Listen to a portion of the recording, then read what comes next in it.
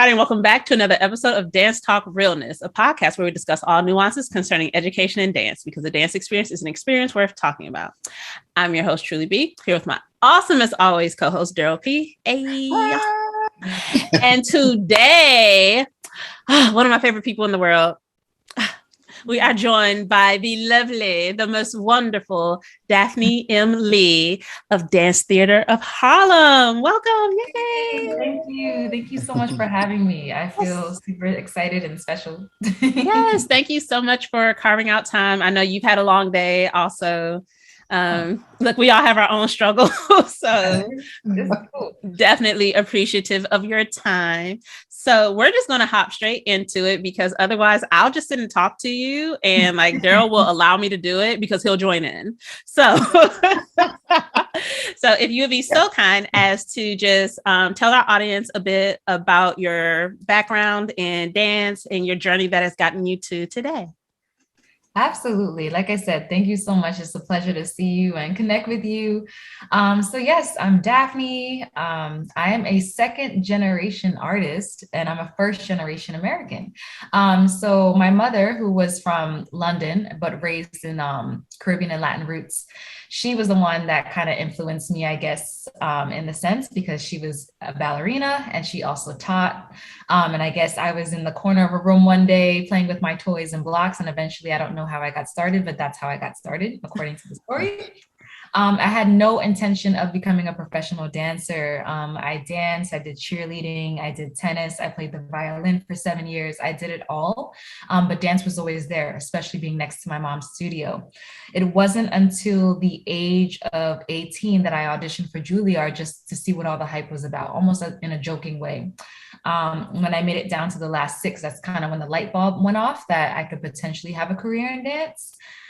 Even though I was aiming towards the medical side. I got rejected from NYU. I was hoping I would get in because then I could do biology and dance, but that was in the stars. But I ended up going to Ailey Fordham and doing that program. After 2 years, the end of my sophomore year, I got asked to apprentice with Alvin Ailey too, which was really awesome. Completed my undergrad, did Ailey 2, toured around the world. And then after 2 years, I freelanced. During that time, I did a bunch of fun stuff, from Beyonce to Oakland Ballet to guest contracting with Collage. And that particular gig was the one that landed me a full-time position with Collage Dance Collective in Memphis. That company is amazing because they do a mixture of rep, which I love. Until I needed to get back to the East Coast for family reasons, I ended up joining Dance Theater of Harlem, and this is my 4th season. So that's how I came here to be. I thank my mother for all of it, because I was exposed to dance at such a young age. I just didn't think, I had a very different perception of art and being a professional in art, especially being first generation American. But my parents were like, do whatever you want to do that makes you happy. So I went along with it. Oh, wow. So I know we have definitely talked about on here, having parents who are the exact opposite of that, like of our students, that they'll be like, but also this baby needs to focus on their academics now. And it's like, but also. Right. No, so, my parents were, no, because my mom was an artist and my father was very open-minded about that. He also was from Panama, and he did a lot of Panamanian folkloric dance. So he was like, no, whatever you want to do. Of course, they thought about job security, but they were like, just go with it, go with it until you figure out what you want to do. I was not one of those kids that said, I want to be a dancer, or I want to be this. Like, I was very loosey-goosey. It took me a while, and I think I was scared. I was also confused about the arts world in this country, how, artists are treated financially, security-wise. So I just didn't know if I could take that risk and if I had the quote-unquote talent to really do it. So I think when I got into the Ailey Fordham program, that gave me a big giant nudge to kind of go out there and try some things and see if I could make something out of it. And I haven't looked back since, to the point I decided to discover even more and get the master's degree, just because I was in a place where I wanted to discover more about dance. I knew it had to be more than just the concert dance I was doing. Mm-hmm. So I want to, it's so much. Yes. So going back, being the product of people who are supportive of the arts, of actual artists, do you think I mean, you've alluded to it, but how much of an impact in really giving you like that idea of like, okay, yeah, no, I might actually really kind of see what this is talking about? It was a lot because I think part of it was my upbringing, right? So growing up in Panamanian Caribbean household, your access to music is different. You know, my mom played all different types of music, not just, you know, traditional secular music, but also like instrumental stuff, you know, stuff that you would do modern and contemporary works to. So I heard the music. Every Sunday I watched musicals on TCM. So I saw Sid Charisse, I saw all of these artists, Louis Johnson, etc.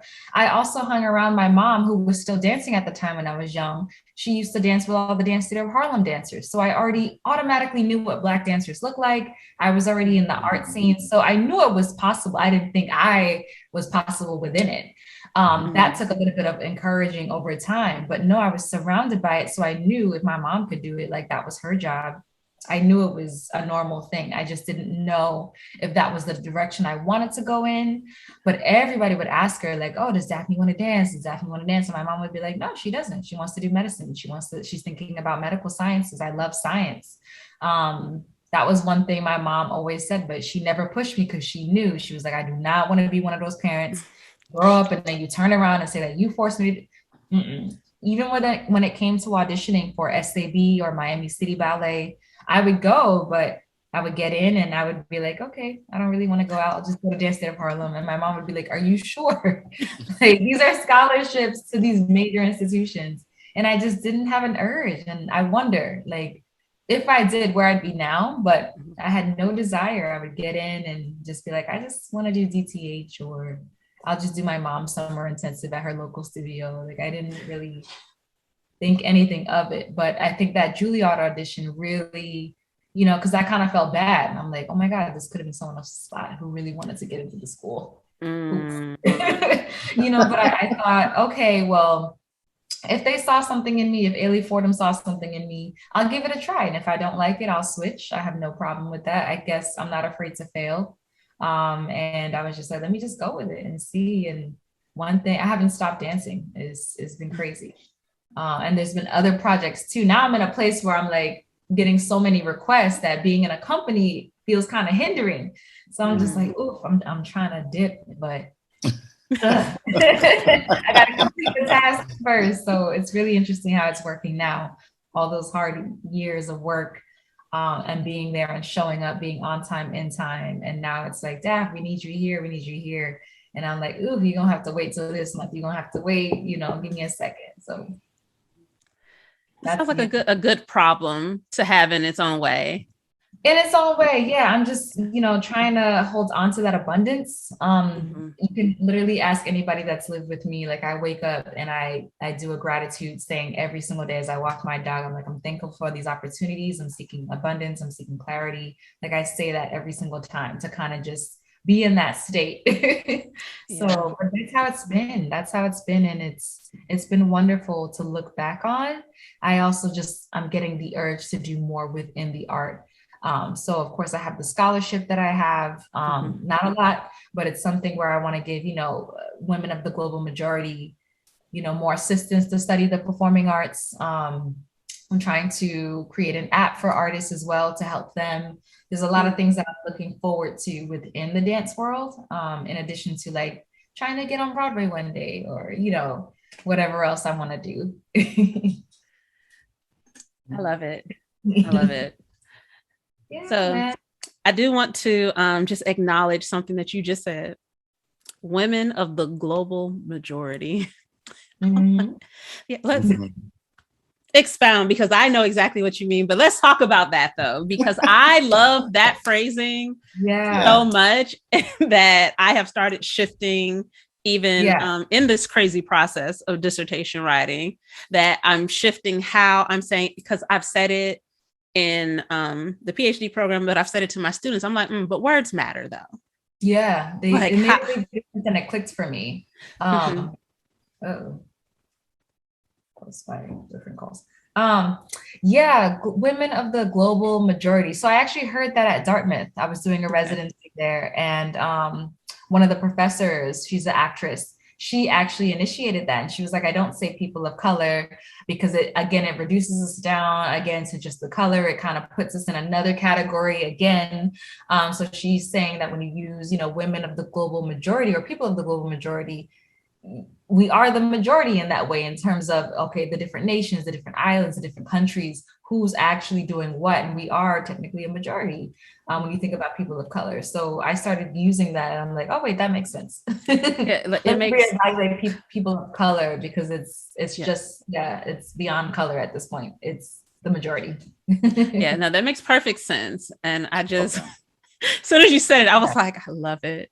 And like it wasn't framing of whiteness again. It's like, here we go again with people of color, the color, yes. Like, actually, this is people of color are the majority. So yes. That should be clarified on multiple occasions and platforms. It's like just so we're all clear.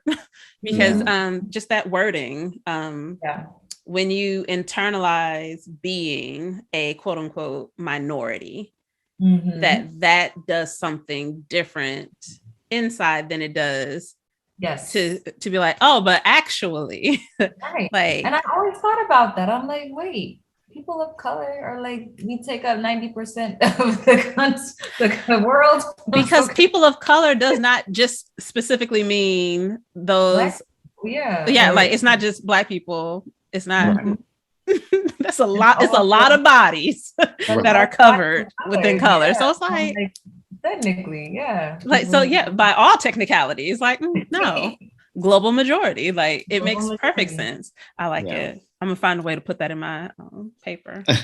Give y'all credit. I know, right? I was like, I'm gonna find a way to just edge that on into the conversation. Like the way that writing's going currently, it'll fit. It'll go in there. It'll go somewhere. Yeah. What was your I guess I'm really intrigued just because I have a former student who is at Fordham right now. So I'm just intrigued just to hear about your experience there and like what were some of your highs, what were some of your lows? Like was there ever like did some of that like once you got started studying at Fordham, were some of the things that you felt prior to going, were some of those eliminated? Were some of those still there? At first I was like, Fordham, it's a private Jesuit institution. I didn't know what to think of it. Remember, I'm the first in my family to do something like this. So I never went to a performing arts high school. So I had no idea about what I was going to be going into. So it was brand new, spanking new for me. The first thing I realized was the levels. It was very challenging for some, and for me, some ways, but I felt I got on the lucky side because of my technique. First thing you do, you go in, you get casted in based on your levels, ballet 7, modern 2, whatever the ranking is of that time. And that kind of negotiates where you are. So that was kind of scary because, for example, Horton and Graham, I never really had Horton and Graham. I knew of some things. So I was like, oh, shoot, am I going to be at the bottom of the barrel? But then all of a sudden, a choreographer like Truly is going to come in. And in order to choreograph on dancers, you got to be at these levels. So there's a lot of things that kind of shape people in and out in that institution. And at that point, you either sink or swim. It's either you're going to rise to it and fight it, or you retract and be like, I can't work under this. For me, I was able to navigate that in a way that got me a lot of opportunity.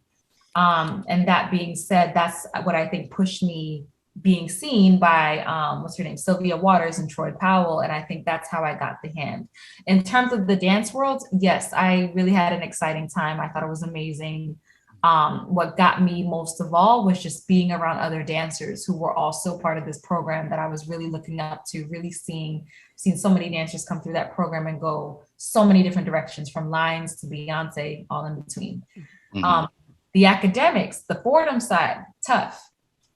Such tough material. I remember freshman year just being like, oh my goodness, this was very new for me. That was hard. But what I did end up liking about the academics was that the dancers were treated as if we were the jocks of that particular location, that they would integrate arts within their curriculum. So I had a faith and critical reasoning class, and she used the Ailey text and African American traditions in dance within her writings and within her research. And that kind of made all of us as dance artists, in addition to the students who were not dancers, it really kind of opened that eye. So I felt like once I went to Fordham, it allows you to think in such a big way. I felt really prepared to think about what I was doing as an artist, as well as the physical side of working with all these different choreographers, taking acting classes, getting my anatomy kinesiology, that it almost made grad school even easier because it was very similar to the aesthetic. It just wasn't as theoretical. But no, I thought my experience at Fordham was so fast. It was so fast, but I had such a good time. But again, that was my story because I ended up, quote unquote, being one of the lucky ones to be there for two, selected by Sylvia Waters. My last 2 years, I was touring to Italy and France, and my classmates were at home doing finals and things like that. So it was kind of weird, relationship wise with the dancers, with my class. We were kind of called the Unlucky 13, but because everybody kind of just wanted to push dance away because only 2 of us got jobs that particular class. The classes above us were booked, the classes below us was booked, but my class was like the struggle bus class.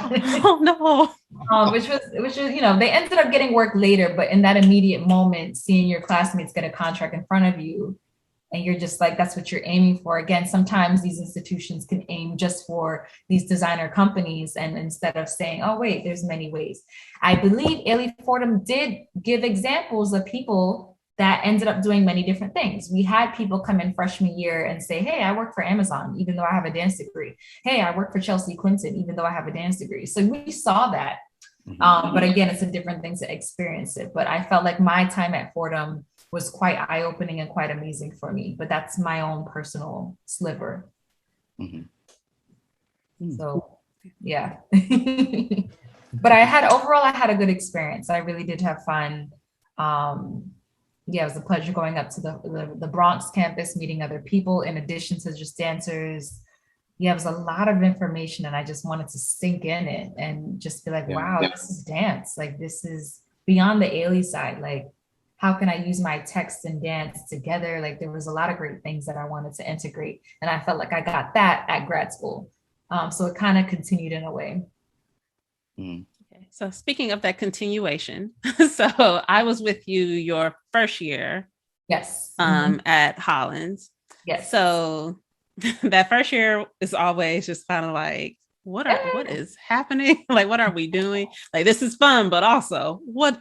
Wow. Yes. Where is this? So how was the rest of the process, especially because your group, you all were impacted by all of I would have been out sooner, but I had to take the summer off. So that's why I ended up getting impacted by COVID. Otherwise, I would have went straight through. So you want to know more about the transition or the rest of the process? Both of them. The transition, that first summer was definitely a lot. The wording and the language and the rhetoric. I really felt like I was the only one who didn't understand anything. And I realized, it wasn't just me. So the first year of Hollins was just like, wow, like this was brand new. It was so much happening. This was a new experience. I mean, my parents never went through this. So this was just a whole new thing. So it was definitely a lot. It was scary, but it was almost exciting that I was just so happy to just take it all in and fail if I needed to, The second summer, I felt good. I felt like I understood things. I got in there and I was like, all right, I'm ready to attain all of this. I felt really, really good. Just the research phase was a lot. I was like, I want to talk about this topic, but how can I open it up more? How can I open it up more? And I felt Jeffrey was really good with connecting with me on that. The classmates as well. It really brought a lot, especially my research paper was about, it was called Le Corsaire to Le Corsaire, a look at Black hair politics in ballet. I had a blast writing that. I probably wrote that in a day. I had so much fun writing about that because these were topics that I always discuss, but never get to talk about with a group of think tanks. So my thesis about Black royalty and connecting this lineage between Blacks learning ballet and how they were always meant to because of this goddess aspect that we were royals and we have that ability to, if we so desire. So that just became fun. And then the third year, yes, it did kind of suck because we were at home behind the screen. And it was especially hard for me because I lost my mother in January. I lost my mother January 8th. And that New York retreat was literally the 10th and 11th, which I had to go to. And then that summer, so being home. So that really affected us because we didn't have the mentored studio practice anymore where we got to be in class. Everything was just online. And that was definitely a lot, but I also didn't mind it because I had so much going on. I needed to be home. So I felt like it worked in my favor because I don't think I would have been able to take care of my father and be in Germany and be in Virginia. So it was 2020 was just a blessing in disguise. A lot happened, being able to going through a cremation and a funeral, to being in grad school, to going to work. I also went to work the next day because I was just like, I want to dance. Like my mom taught me how to dance. I don't want to be home crying. I want to actually move. So a lot happened. It was a lot. But yeah, I did it. I don't know. You did though. You did though. I mean, people were looking at me like, how the hell? And I'm like, I don't know. I don't question why. I don't question oh, why me like this? Like, I just go through it. And I remember my mom, she was on her deathbed. Like, you better finish that degree. Like, you got to make sure you finish it. You know, like she was like, nah, do your thing. You know, don't pay off your loans. Just take your time. Like, you know, she was that kind of person, you know? So I was like, you know, it's different. And I knew she was going to pass. So it wasn't like it was something tragic that happened immediately. Otherwise, I don't think I'd be okay. I already knew for the past 5 years that this was something that was going to happen due to her illness. So I just moved through it, just being at home, writing a page a day, going to the library, being on tour. You can ask all my coworkers. Every time we were on tour, I was in a coffee shop in the morning, hitting the theater at night, coffee shop in the morning, hitting the theater at night. And that's literally how I got it done. And I always think it's funny to me when people always ask, like, well, how do you do it? Like you have all these things, and it's just like, you do it. You do it. I mean, I'm an Aries. So you know how Aries are a little crazy. But nothing deters us. I mean, I will go on record that I didn't say it. You know, I had a modern teacher once, my grand teacher, Martin Lofness. He sat in front of me, and this is at Ailey Fordham, and I'm doing my exercises, whatever. He sits in front of me and he's watching me. And he's like, what's your zodiac sign? And I said, oh, I'm an Aries. He took his stool and went to the opposite side of the room. And I was just like, you know, as a joke, you know, but I use that to its power. I mean, part of my research was about that. Like, nothing can deter us. When you think about all the Aries out there, as crazy as we are, from Hitler to Maya Angelou to Arthur Mitchell, I mean, we're on a mission when we're ready to do something. And it's like, even if it fails, we're like, okay, well, we laugh it off and it's on to the next. So I just think I had so much energy.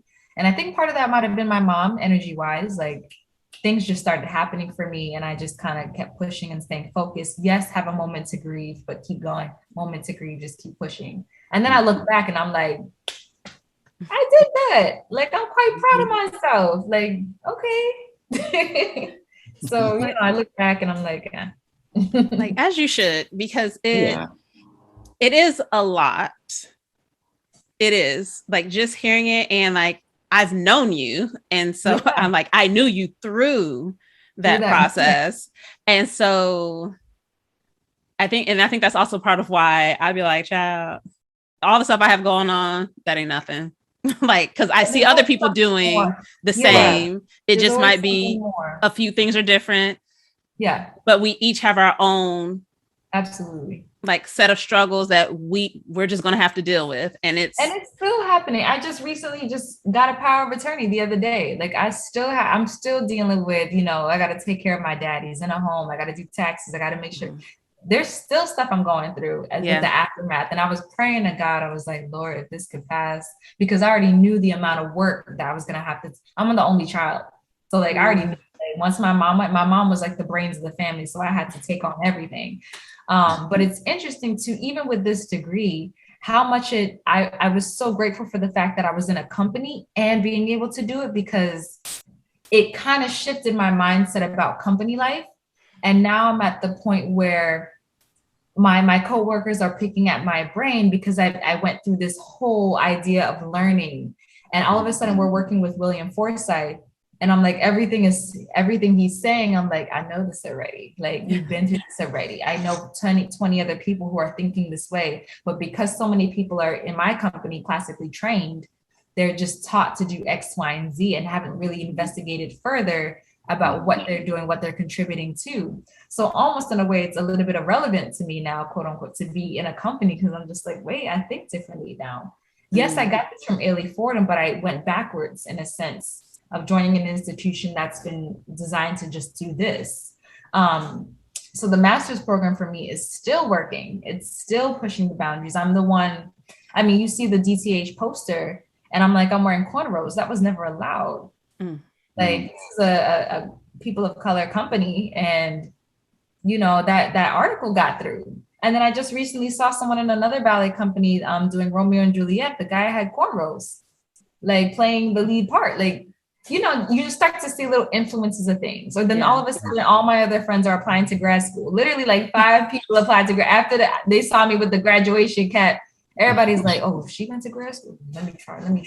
Daphne, what was it like? Yo, I think I want to do it. Like, the influence that you have with other people and connecting to that. Because now everybody in my job is like grad school, like, you know. And I'm like, you see how it is working with William Forsythe? I'm like, this is what I was surrounded with every day. It's like, that's what it was like for me. We was in Germany doing this already, you know, this stuff already. And I'm looking at my director like, you're a little late. Like, what do you do with artists like me? Like, now that's a good question right there. It's like, so now what do you do with the artist that has moved forward? Yeah. And that's not being narcissistic. It's just really, I'm here for my growth. I'm here for artistic expression. I need to go beyond doing dead white choreographers movement. There's got to be more to add into that. You know what I mean? So do you find yourself, when you're in those spaces, do you find yourself being, the word bored comes to mind, but not bored, but like just hungry, just because you're like, I want more of this, because I imagine in those spaces, the opportunity to really dive into it is not there, because they're feeding it to the others, but you're like, oh, I've tasted, I've eaten, I'm at the buffet. So, but if we really want to talk about this, let's talk about it. But then you're never given the space to really continue to dive deeper in spaces where you probably spend a lot more of your time. So this is exactly where I'm at right now as we speak. I'm in a position where I started up here with that level already, from Ailey Fordham to Ailey 2, where we digged and dived and ate at the buffet. I freelanced, so I got that experience, and then also going to collage, which already got that picture. They're like, no, we're not going to be defined by this. We're going to do White Swan, and we're going to dance in socks and water, talking about baptizing. We're going to go through that spectrum. And then I come back to a company that has a 50-year legacy.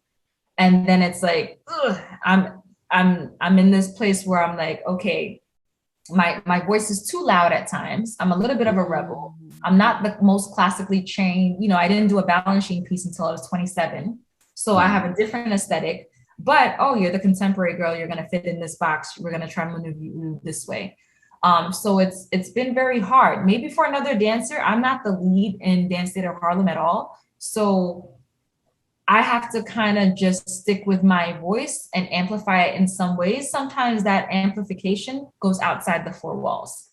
But I think when you're connecting with my director, I'm not sure what she sees of me, but she knows I'm in a different headspace. And that, I don't think she knows how to cater to that just yet. Because once dancers in our company get to that point, they leave. So you're always left with those who are just like, okay, this is my first job. This is a moment for me to learn choreography and try to move through it. But I don't care about the casting or the choreography. I want to dig. I want to investigate. I want to grow through it even more and bring myself to that table. Because to me, that's what you're paying me to do. Like, I don't want to just put on a show. and you just come through. Like I want for you to feel that kinetic energy that we talked about in master's class. Like that's what I'm trying to do. So I think it's weird. I'm in a space where I'm able to, I don't have to worry about my Blackness at all. But it's also, I'm dealing with a bunch of people who have lost their identity in Blackness because we had to train in a certain way to get to somewhere. So it's very confusing for me. We're doing pieces to James Brown, and we have the famous DTH tip walk where we got to, twist our hips and be on some very Black syncopated rhythms, and we can't do that because we've been taught to do Le Corsaire. That's all right. But again, I'm in a place where it's like, wait, this is a very, multicultural company, but we're losing our identity. And that's something I want to talk about too, is the cultural identity loss within ballet, within exploring ballet. So I'm thinking about all the brown people in these ballet companies. How much of them are they losing or leaving behind in order to fit into certain aesthetics to get to the next step? So when it comes to these choreographers that are all of a sudden all the rage, and you look at their choreography and you're like, wait, this is a hip hop routine and a shoe. You know what I mean? So it's really just, I'm at that point where I'm like, I'm not even phased. I'm just like, all right, cool. Like, I'm not going to bow down. I'm looking to grow. You know what I mean? So that's how I feel in those spaces. And like that idea of your voice being too loud. It has been my experience that the more open you become and the more you try to dig, the higher the volume gets to others. And it's not even that your volume is too loud. You're not too loud. It's that they just wanted you to be quiet. Right. We're talking normal tone. But to them, it sounds like a yell, because it's like, question, what is this? Why do we do this? Why does it have to be this way? What else can we be doing? And now all of a sudden you're too loud. Because it's similar in the school system, it's similar in academia, that we get in those spaces, and just like how DTH has like that 50-year legacy, like those traditions, it's the same in academia, that they're like, but we've been doing it like this. This is what we do. Right. And so for artists to come in pushing, which you would think, actually, pause on that sentence, you would think as an artist, you would expect some type of push and dialogue. However, that is not the case. I will say though, let me be clear, just so everybody understands too, we have been given the space. We have been given, that's been one thing I do like about my organization, is that they do allow us to sit and talk. Now the follow through, I don't know about the follow through, but no, the aspect of listening and hearing is there. So that's already been, that's one thing about our organization that has surpassed others, is that it's not a complete shutdown. It's just kind of like, all right, where do we go from here? But the dialogue has been there. The documents have been written. The co-workers have all been working together on amplifying that voice, but sometimes it doesn't always follow through. So I think that makes sense then. Because I'm like, I know in academia, they shut us up. real quick. And that has happened to other dancers in other spaces. Yeah. So that's completely understandable. At least with our company, they allow us to talk. It's just not always the following through. It's not always the clearest vision. And I think that's what we're trying to define now going forward in the next 50 years. It's like, where is that now? So I think that's the biggest thing. But I want to be able to be in those spaces that cater to artists that are doing the digging. And that want more about it. We do these personal meetings every time, and it's like, look, I want to dig more. How can I research more based on what I can do, based on the knowledge? What kind of choreographers are going to give us that? Okay, we have Forsyth now, but it's like, all right, where can we get more of this? Otherwise, as an Aries, I'm like, all right, I did it. I want to start. I get itchy and I move on to something else. That's just my nature. Yeah. Yeah, no, that makes sense. And I do find it, I think it's a major step that the conversations are happening and that the space is allotted. Because as you said, like there are some places where It's not at all. It gets shut Ballet down. world is shifting. Yeah. So, and to be fair, I don't know that this is playing devil's advocate, but to be fair, it's low key, high key hard to figure out what the heck to do next.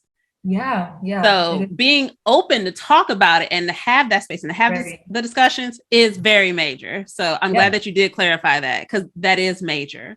Yeah. And that next step is it's like part of it is like, well, dude, I'm trying to figure out the next step too. So we need to kind of experiment and see where we can go. And I think it's that experimentation that can be off-putting, because you lose all sense of security when you're like, okay, well, we're just going to try this. It's like, wait, what's going to happen? I don't know. Right. Like, we're about to do it though. Like we're about to try, see what happens. It could work. Right. Yep. It could fail, but it could work. Right. And that's the side I see. I'm like, glass half full. Like, let's see, Yeah. And I was about to say, I was like, because you very much are about that, like, hey, if I fail, I fail. Okay. So what are we doing next? Yeah. Yeah, I think I'm more scared of not being able to be like, oh, I didn't even go for that. Like that scares me versus like, oh, like, you know what I mean? Like, what if I feel like I don't process that? I process my failure as like, dag, I didn't even go for it. That bothers me, because then I'm gonna be thinking about it like, dag, what if I never auditioned for this? What if I didn't, start this business? What if I never, like, that scares me? Like, I'm gonna just do it and see, not to be reckless, but also that's my energy. I'm like, nah, I really don't see what's the worst that could happen. Doesn't, Yeah. I do both. I'd be like, what are we about to do? But as I continue to gain more wisdom and knowledge and go through life experiences, of course that will shift, and I'm down for that to happen too. So, one of the dancers, we have one dancer that's a mother and another dancer that's on her way to be a mother, and of course that you see that shift too. So it's like, oh yeah, as things continue to occur.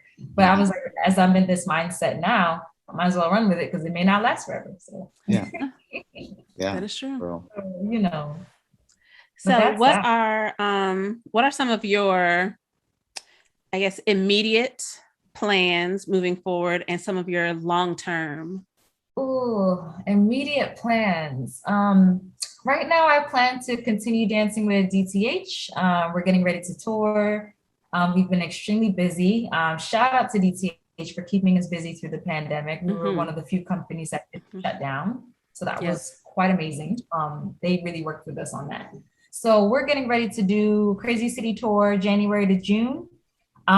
In between all that, I have a couple of engagements in the Bahamas, where I do a lot of arts and outreach education there, / performances, teaching. And then I'm also getting ready to do another one in Barbados with the Elevate Performing Arts Project. While that's happening, I'm also trying to see and negotiate if I want to continue in concert dance or if I just want to go 100% freelance / try out for Broadway. I'm really getting the urge to kind of do new things. In the middle of all of that, I'm also writing a book about my experience being a ballerina and, cremating your mother at the same time. There hasn't been any stories about that. And I'm also trying to create an app to help dance artists kind of get a little extra income, but also because of COVID, it sparked some ideas about how we can do one-on-one lessons, but also giving people access to mental health, physical health, through one-on-one sessions with different artists from around the world or around the country. So I'm just trying to branch out and do those things. Long term, because that was all short term. Long term, I don't know. I mean, I think it's just more outside stuff, like get married and, be a mom one day and just travel the world. Yeah, I think it's more of that because I can't see much further. Like, I see what I'm doing like one step in front, but those would be my things. Like I really want to write this book. I really want to make this app. And I think those are two fun projects that I have for myself, as well as continuing the scholarship. Just, spreading my little sprinklings anywhere I go. I think that would be ideal. As of right now, I did a natal chart reading and they said I'm supposed to be some sort of messenger. So just sharing things. So I'm like, okay, maybe, I'm just going to start adapting that. I used to hate that about myself, that I was too nice and I was this and that. And people always come for me for answers. Like I'm a damn Google hello, Google. No, it's crazy. So I'm like, you know what, let me embrace it and see what happens. And let me just go with that. But those are my long and short-term kind of goals. And do you think that you would ever return back for another degree? Oh, good question. Just gonna put that seed out there. Yeah, I don't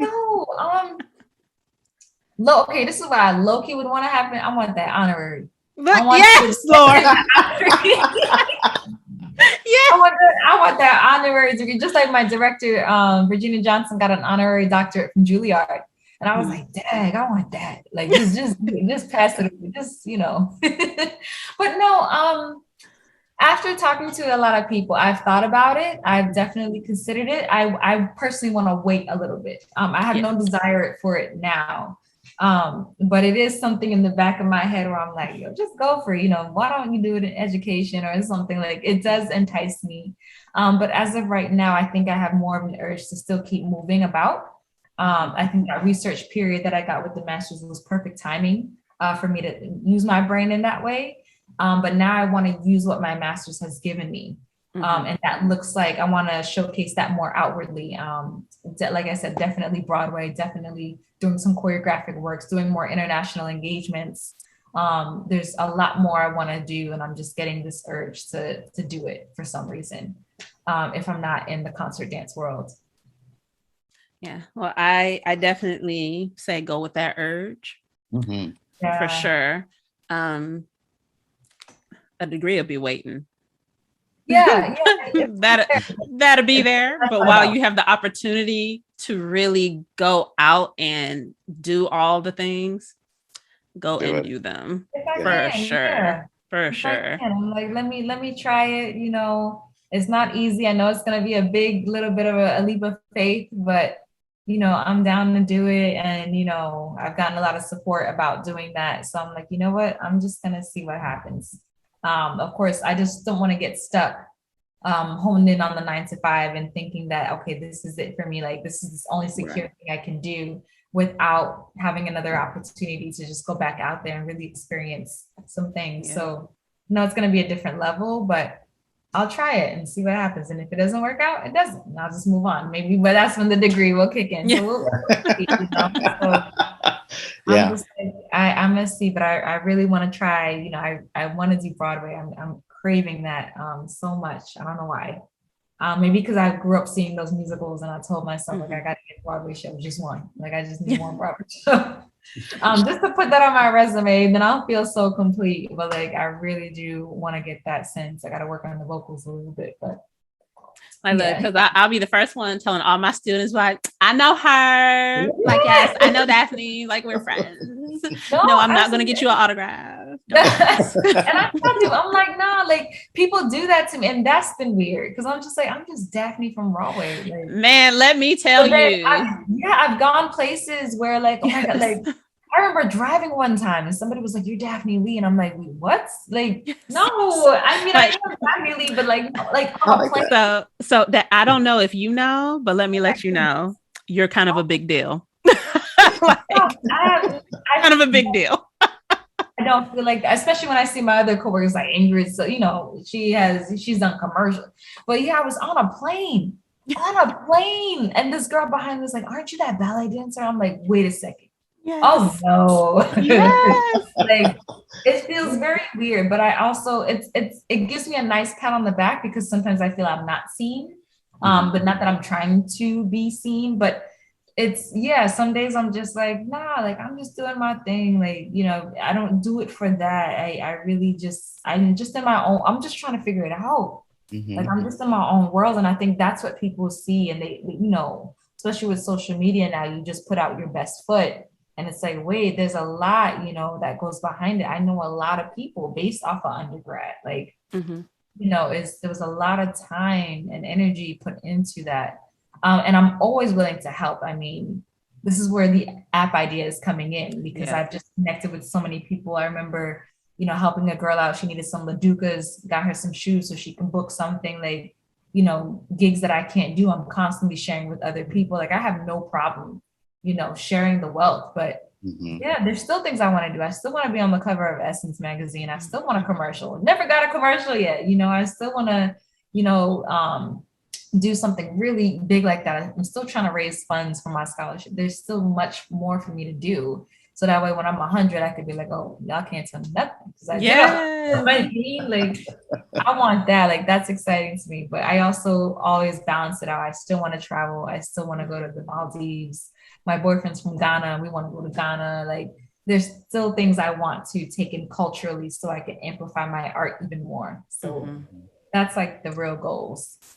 Well, just know, if nothing else, I'll definitely be cheering for every single one of those steps, because when they all happen, when they happen in due time. So yes, yeah, I'm like, oh, this is my 30th year. So I'm like, all right, cool. Like, how much can I kind of wiggle in this space for a little bit? And yeah, this is supposed to be my Saturn return year too. So like, I have 2 more years, and then Saturn comes back to the exact time that I was born. So I'm like, okay, this is supposed to be some special stuff happening. So I'm like, look, Dad got the remote. I'm gonna just, I'm just here, like, all right, you guide me, you tell me where to go. I'm faith-based. So I'm like, look, allow me to do my thing. I'm a little vessel, and I know my mom is up there. So I know she like, look, we're gonna make you do, we're gonna work this out. But I also know it's gonna come with a lot of lessons too. So yeah, I'm here for it. Yeah. Well, thank you again for joining us today. Oh my gosh. Thank you. No, this was great. Like, yeah. And I get some products. But we'll talk to you offline. Clearly, I need to get my whole life together. I ain't even gonna lie to you about that.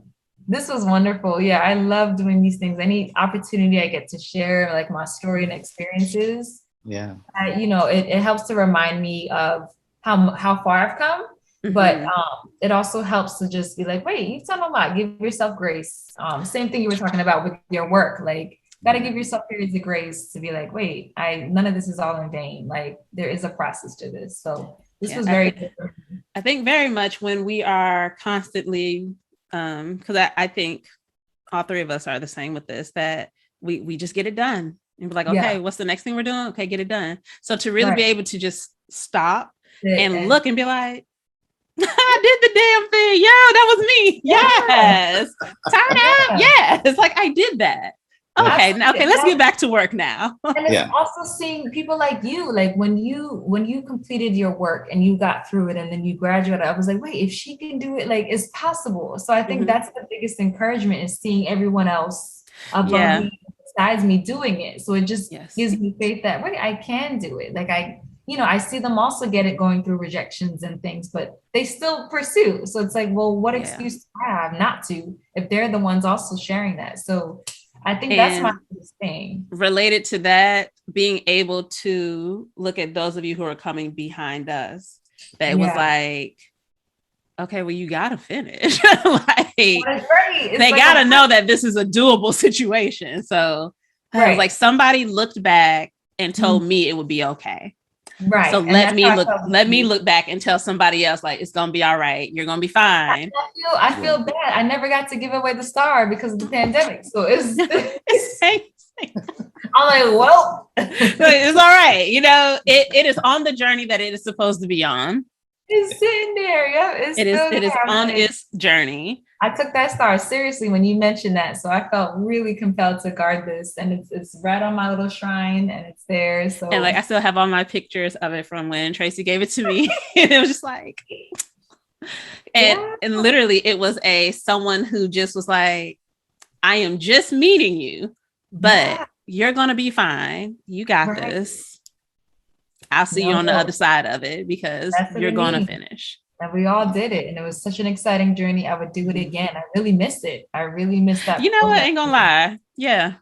I miss that. I don't miss having things due, but the experiences within that. Experiences within it. I mean, I had such a great experience. And like I said, I got to see the list of names of people that were doing it. And I was like, look at all these people that I actually know or that I've worked with. Like, so, and I just need to say it one more time for everyone listening.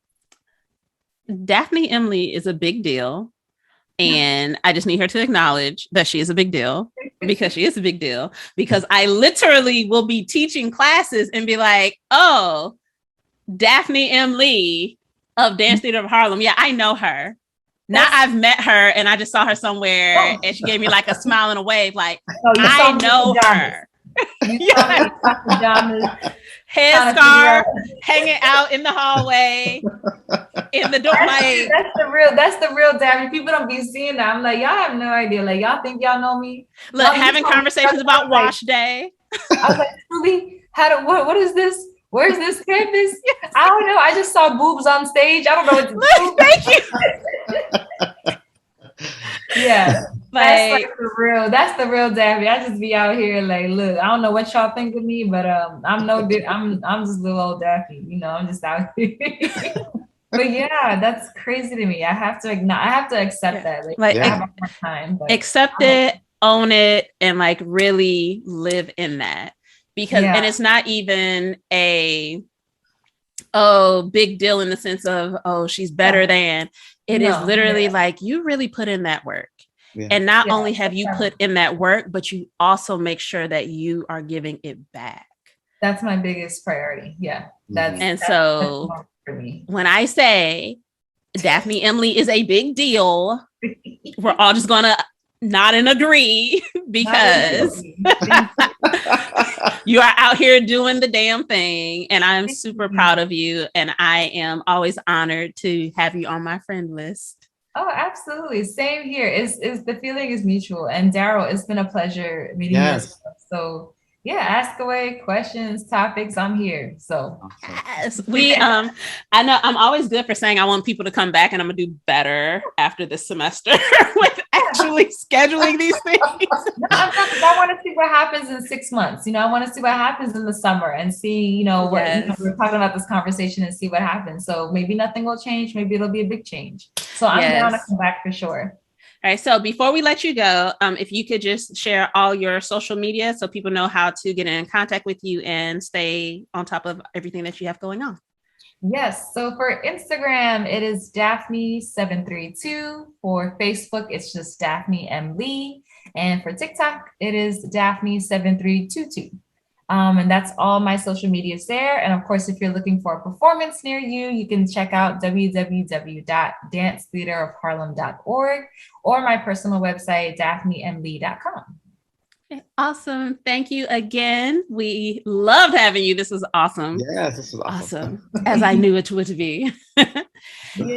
And thank you all again for joining us here at Dance Talk Realness. If you have any questions, comments, observations, anything you want us to send out to Ask Daphne later, or any questions for us, just be sure to drop us a line wherever you can find us.